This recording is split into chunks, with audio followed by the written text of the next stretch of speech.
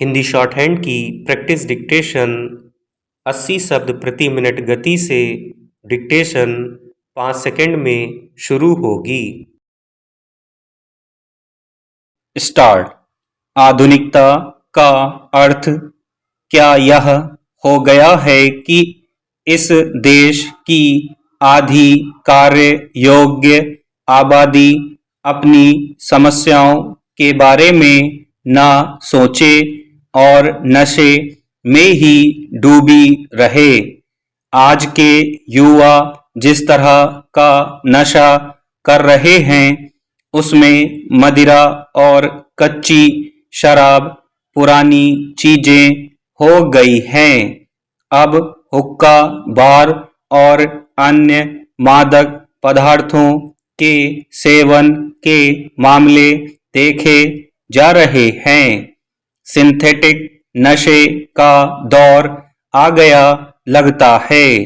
गौरतलब है कि नशे का कारोबार इतना बड़ा हो गया है कि किसी भी राज्य में नशे का धंधा करने वाले या इस व्यापार के सूत्रधार देश के सुदूर कोने या विदेश में भी मिल सकते हैं।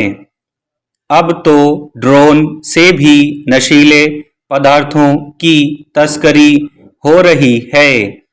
हाल यह कि स्कूलों और कॉलेजों तक नशीले पदार्थ पहुंच रहे हैं। युवा पीढ़ी असमय बूढ़ी हो रही है क्योंकि देश ने उसे सस्ता या मुफ्त राशन देकर भूख से ना मरने देने की गारंटी तो दे दी, लेकिन रोजगार की नहीं। देश गर्व से फूला नहीं समाता कि हम डिजिटल हो गए, साइबर क्रांति हो गई, मगर स्याह तस्वीर तो यह है कि देश के युवा बेरोजगार हैं और नशे में डूब रहे हैं। हम रोबोट युग की कल्पना कर रहे हैं, मगर सपने साकार करने वाली वह पीढ़ी ही तैयार नहीं कर रहे। इससे पहले युवा पीढ़ी पलायनवादी हो गई थी और डॉलर और पाउंड के मोह में 7 समंदर पार जाकर करोड़पति हो जाना चाहती थी।